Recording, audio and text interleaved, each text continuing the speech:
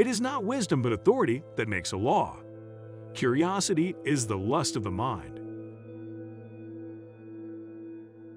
The condition of man is a condition of war of everyone against everyone. Leisure is the mother of philosophy. Words are the money of fools. During the time men live without a common power to keep them all in awe, they are in that conditions called war, and such a war as if of every man against every man. There is no such thing as perpetual tranquility of mind while we live here, because life itself is but motion, and can never be without desire, nor without fear, no more than without sense. I am about to take my last voyage, a great leap in the dark. Force and fraud are in war the two cardinal virtues. A man's conscience and his judgment is the same thing, and as the judgment, so also the conscience may be erroneous. The right of nature is the liberty each man hath to use his own power, as he will himself, for the preservation of his own nature, that is to say, of his own life.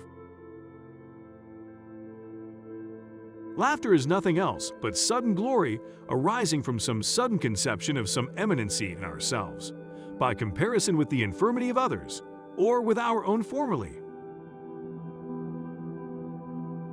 That a man be willing, when others are so too, as far forth as for peace and defense of himself, he shall think it necessary, to lay down this right to all things, and be contented with so much liberty against other men, as he would allow other men against himself. Understanding is nothing else than conception caused by speech, the privilege of absurdity, to which no living creature is subject, but man only. Not believing in force is the same as not believing in gravitation. The obligation of subjects to the sovereign is understood to last as long and no longer than the power lasteth by which he is able to protect them. Science is the knowledge of consequences and dependence of one fact upon another. I put for the general inclination of all mankind a perpetual and restless desire of power after power, that ceaseth only in death.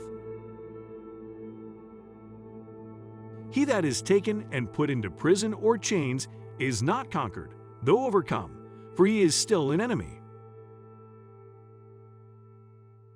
Fear of things invisible in the natural seed of that which everyone in himself calleth religion. When all the world is overcharged with inhabitants, then the last remedy of all is war, which provideth for every man, by victory or death. The disembodied spirit is immortal. There is nothing of it that can grow old or die. But the embodied spirit sees death on the horizon as soon as its day dawns. Such truth as opposeth no man's profit nor pleasure is to all men welcome.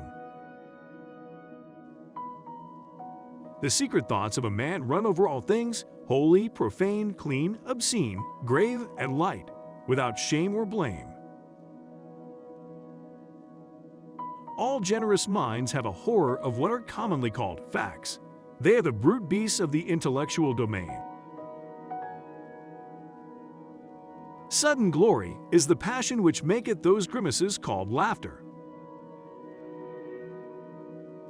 Such is the nature of men, that howsoever they may acknowledge many others to be more witty or more eloquent or more learned, yet they will hardly believe there be many so wise as themselves.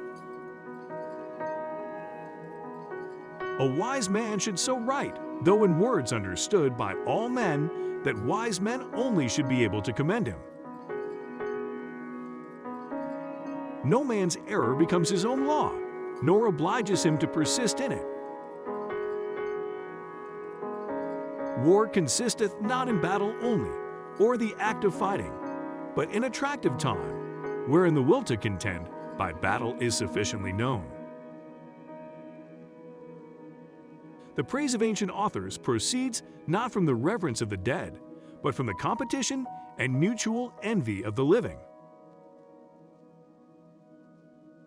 In the state of nature, profit is the measure of right. They that approve a private opinion call it opinion, but they that dislike it, heresy. And yet heresy signifies no more than private opinion. A man cannot lay down the right of resisting them that assault him by force to take away his life. Prudence is but experience, which equal time equally bestows on all men in those things that equally apply themselves unto. The flesh endures the storms of the present alone. The mind, those of the past and future, as well as the present. Gluttony is a lust of the mind. If you slow things down, you notice things you hadn't seen before. When we look back at the Mayans or ancient Egypt, we look at their art. To me, what is important in the theater is that we don't want to make a conclusion. We don't want to make a statement, don't want to say what something is. We want to ask, what is it? My work should be seen as poetry. Usually in theater, the visual repeats the verbal. The visual dwindles into decoration, but I think with my eyes. For me, the visual is not an afterthought, not an illustration of the text. If it says the same thing as the words, why look? The visual must be so compelling that a deaf man would sit through the performance fascinated. Actors always start with the voice and language. That's wrong. They should start with the body. The body is an actor's most important resource. My theater is slow and calm, yet my life is fast and hectic, going in all directions. I think that in my plays you can come in for 20 minutes and get something out of it. I'd like to do a play that would run for days. I don't think time is that important. Nature doesn't hurry the sky, the changing clouds and sunsets. The first thing you must know as an actor or director is the space you will inhabit. See the architecture. Imagine where things can happen in space. I never studied theater. I learned it by doing it. If I had studied theater, I would not be making the kind of theater I'm making. I start any work the same way. I start a rehearsal with silence. I try to present something that is full of time. Not timeless, but full of time. I never like a work where we try to update it, but it's still not interesting to see a work that is dated. If one is successful, then a work can be full of time, and time is very complex. I had dinner with Marlene Dietrich in the early 1970s. I went to pick her up, and she had summoned with her a dreadful man. He was writing a book about her, and he said to her, "You're so cold when you perform." And she said, "You didn't listen to the voice." She said the difficulty was to place the voice with the face. I did a master class at the Juilliard and asked the students, "Can you stand?" "Sure." "Can you walk?" "Sure." They couldn't. They had never really thought about it. I've always thought abstractly, through theme and variations, rather than narrative. There hasn't been a great romance in my life. By giving the leadership to the private sector in a capitalistic society, we're going to measure the value of art by how many products we can sell. My mother was a great typist.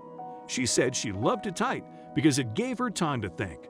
She was a secretary for an insurance company. She was a poor girl. She'd grown up in an orphanage, and she went to a business college and then worked to put her brothers through school.